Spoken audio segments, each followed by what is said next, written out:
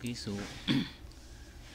login tayo sa IP address ng printer, for example 10.0.0.53. so ito na yun. So login tayo, password is ang default x-admin, enter. Okay, so sa scan tab, turn on natin yung scan to network, tapos admit. Then next is dito sa profile 1, meaning profile 1 isang ano to, isang folder.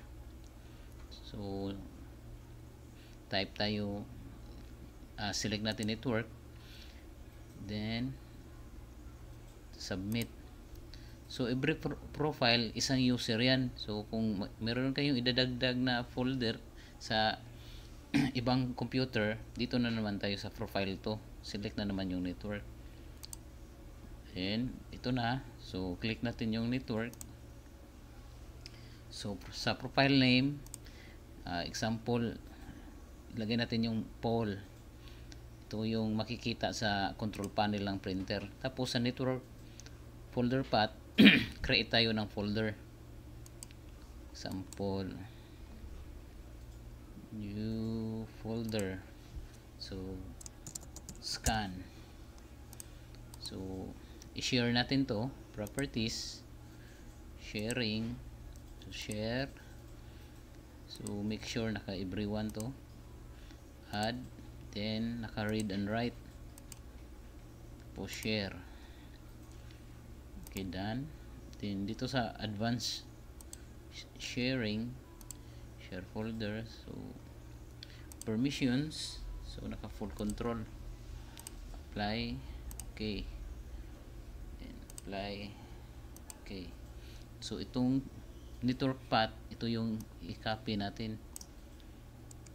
See, so balik tayo dito, so i-paste natin dito,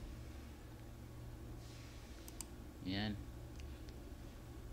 So file name, depende na sa iyo yan kung ano yung gusto mong ilagay na file name, pero ma-change naman natin to upon saving doon sa folder. So file type, meron tayong mga selection dito, kayo na bahala kung ano yung gusto ninyo, pero mostly naka PDF tayo. So documents, di bali itong mga settings dito ma-change naman to doon sa control panel ng printer. So dito tayo sa authentication settings, ang ilalagay natin dito is yung username ng laptop, yung pag login, kung ano yung username na gamit niya, ito yung ilalagay natin. Kagaya sa akin, example, so username ko is Jerome, so ito yung ilalagay ko. Then yung password is yung password sa pag login ko. Dapat may password to, kasi hindi siya mag continue kung walang password. So type ko lang yung password,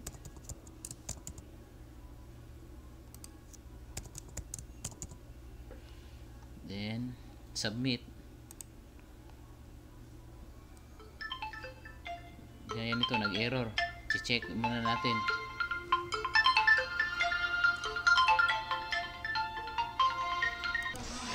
So dito nag-submit error, check natin kung ano yung naging mali natin.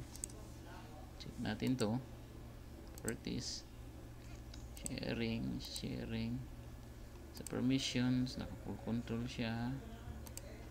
Okay, R&D scan, balik natin, full R&D scan, username, try itong submit natin ulit. Error siya. Password, try na to yung password.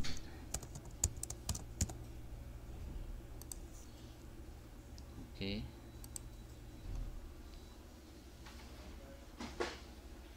so nag-ano siya, nag-test scan. So test okay na. So nagkamali lang pala yung pag-type ko ng password. So minimize natin.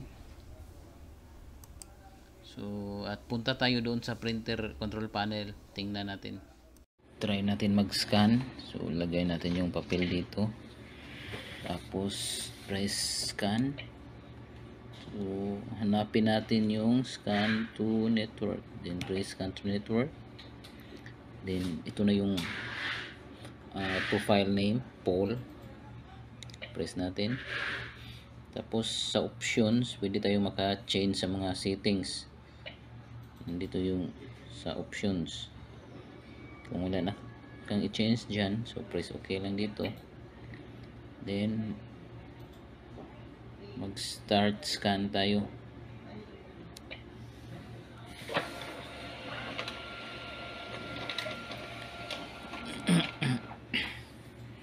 So ito yung ini-scan natin.